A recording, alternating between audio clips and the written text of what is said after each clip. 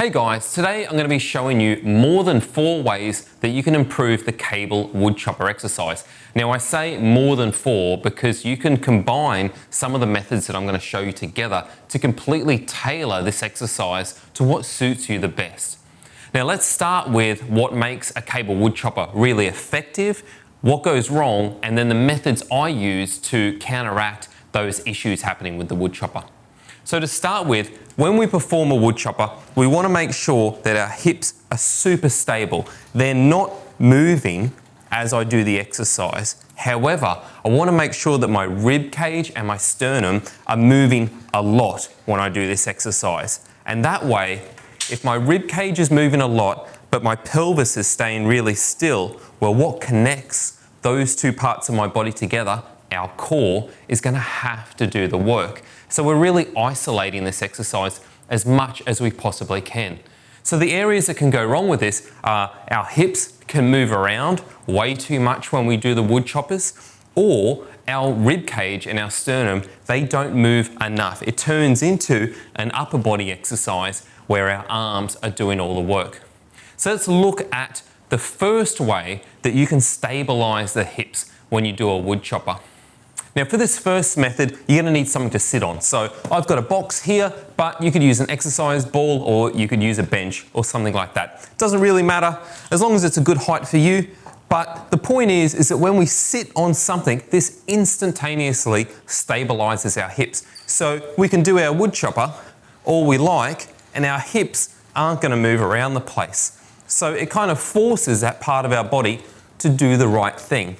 Now there is one issue with this, is that when you want to go really heavy and you're sitting on something, it becomes really hard because it's only the seat of your pants that is giving you some sort of base of support, whereas when you're standing up, you can use your legs. However, the next method is one that can kind of help out with that. So the next method is the kneeling woodchopper, and you're going to need something to kneel on for this. And again, we're going to set this at roughly the right height. And instead of standing, we're just going to be perpendicular to the cable, but kneeling down. And again, this helps to stabilize those hips really well. And on this, I can jack up the weight and I've got a much better base of support to be able to do this exercise. So this is a really great option for someone who needs to stabilize their hips when they're doing this exercise. Let's look at the other issue where our upper body isn't moving enough. So for this next method, we're going to need something long to hold on to. So both of these are good examples.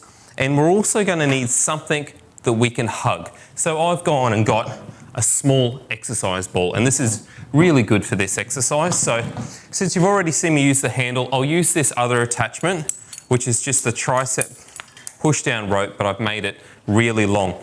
And what we're going to do is we're going to grab our Swiss ball. We're going to grab the other side of the rope here, and then we're going to hug this ball as much as I can.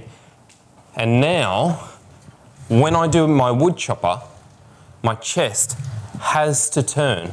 I can't rely on my arms and shoulders to do all the work now. It's got to be through my core. That is a really effective way of doing the woodchopper, and I kind of left that a little bit heavy then. It's actually a real struggle to do this on a heavy weight because it isolates things so much. Now let's look at the fourth method. So this method might be good if you don't have something that you can, hug to do something like that exercise ball woodchopper, or if you just, maybe feel silly hugging a great big Swiss ball in the middle of the gym. That's definitely an option. It's almost the same thing. We need something really wide that we can grab onto. So the rope is perfect for this. You could also use something like this. As long as we get a little bit of width through the hands, that really helps. So with this one here, we're going to try and make a square with our arms, our chest, and the rope. And the idea is that we keep that shape as we do this exercise.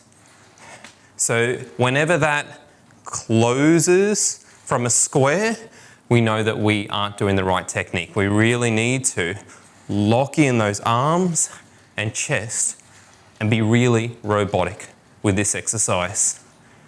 And if you're really strict about keeping that square shape, this can be just as effective as hugging that great big ball.